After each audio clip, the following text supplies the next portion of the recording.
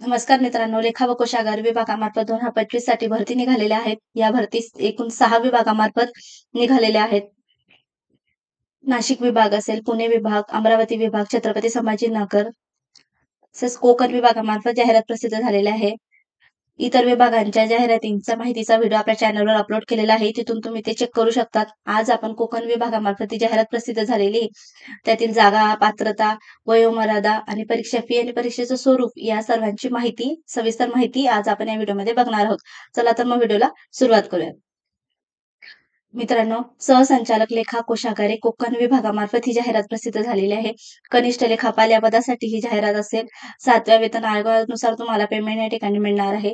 म्हणजेच 29,200 ते 92,300 चा स्केल 10चं पेमेंट तुम्हाला या ठिकाणी मिळणार आहे. 179 जागा आहेत. ऑनलाईन अर्ज तुम्ही 4 फेब्रुवारी 2025 पासून ते 6 मार्च 2025 पर्यंत करू शकतात.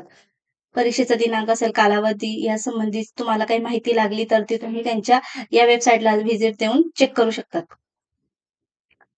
मित्रांनो, तर ह्या भरतीसाठी फॉर्म भरायला तुम्हाला पात्रता काय लागेल तर ज्यांनी पदवी धारण केलेली आहे. पदवी याचा अर्थ संवैधानिक विद्यापीठाची कोणत्याही शाखेची पदवी धारण करणारे उमेदवार तसेच ज्यांच्या उमेदवारांकडे मराठी टंकलेखनाचे 30चे सर्टिफिकेट तसेच 40 इंग्रजी टंकलेखनाचे 40चे सर्टिफिकेट असणे आवश्यक आहे. या दोन्ही अर्हता पूर्ण करणारे उमेदवार या ठिकाणी अर्ज करू शकतात.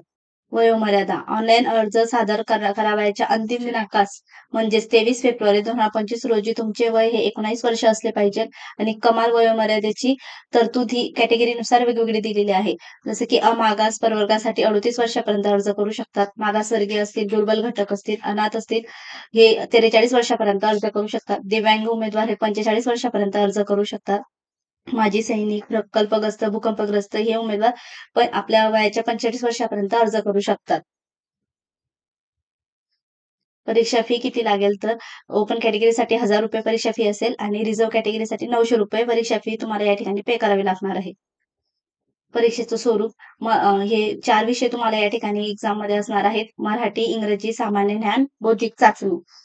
प्रत्येक विषय हा 25 प्रश्नांचा आणि 50 गुणांसाठी असेल. असे एकूण 100 प्रश्न आणि 200 गुणांची तुमची या ठिकाणी एक्झाम होणार आहे. मित्रांनो, व्हिडिओतील माहिती आवडली असेल तर व्हिडिओला लाईक करा, शेअर करा आणि आपल्या श्री एम-पी-एस अकॅडमी या यूट्यूब चॅनलला सबस्क्राईब करा. Thank you.